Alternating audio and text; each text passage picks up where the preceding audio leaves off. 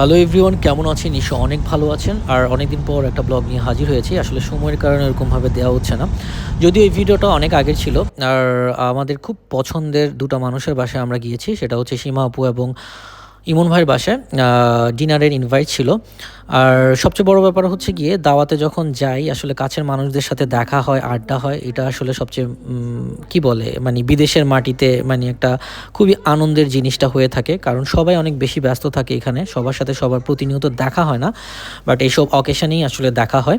তো অলরেডি আমরা চলে এসেছি এবং হচ্ছে গিয়ে এক এক করে সবাই চলে এসেছে। এক রানে 2 উইকেট পড়ছে। না পিচটা ফাস্ট ব্যাটিং এর জন্য না। এখন ড্রেসটা সুন্দর হইছে। আপনার সাথে কথা বলবো আমি আন্টির হাসিটা দেখি না এই যে না শুধু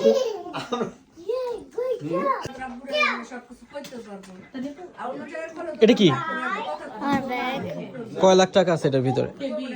টাকা নাই ভিতরে টাকা বাসায় ও পাউন্ড আছে, হ্যাঁ বাসায় বাসায়।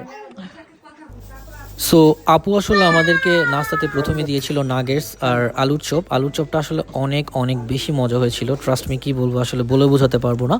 তারপর কাবাব ছিল, নুডলস ছিল, আর সবশেষে হচ্ছে গিয়ে গরম গরম দুধ চা ছিল। দুধ চাটা আসলে অনেক বেশি মজা হয়েছিল, কি বলবো আর।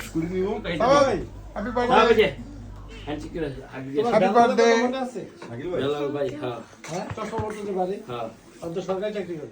দেন মেইন ডিশে আসি। মেইন ডিশে ছিল আসলে দেখতেই পাচ্ছেন অনেক অনেক কারি ছিল কিংবা ছিল, সেটা আপনাদেরকে দেখাচ্ছি। পোলাও ছিল, রোস্ট ছিল, তারপরে মাছ ছিল, কাবাব ছিল, চিংড়ি মাছ ছিল। দেশে গেলে কি আন্টির এই লেখাই না বড় তো এক এক করে আসলে খেয়ে আপনাদেরকে বলবো কোনটা কেমন হয়েছে। আর যদিও কাবাব আমার অনেক পছন্দের, আর এটা হোমমেড ছিল কাবাবটাও।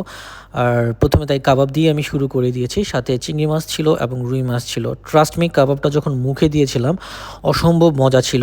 পুরো বাংলাদেশের একটা ফিল পেয়েছিলাম। তারপরে চিংড়ি মাছটা দিয়ে, রুই মাছটা দিয়ে প্রত্যেকটা খাওয়ারই এত এত বেশি মজা ছিল। আর প্রত্যেকটা মানুষ এত তৃপ্তি নিয়ে খেয়েছে আসলে বলে বোঝাতে পারবো না। আর সবার ফেসেই দেখবেন খাওয়াটা মজা হয়েছে দেখেই সবাই আসলে অনেক খেয়েছে এবং হচ্ছে গিয়ে মজা করতেছিল সব কিছু মিলিয়ে। তো আমি গরু মাংস দিয়েও ট্রাই করেছিলাম। আর এখানে জাকির ভাই বা উভয় মজা করতেছিল। দুলাভাই মানুষ চিটাঙ্গে ভাইয়া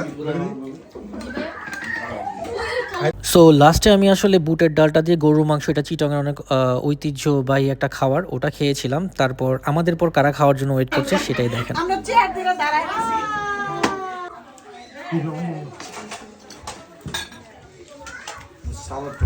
কারো কথা না যা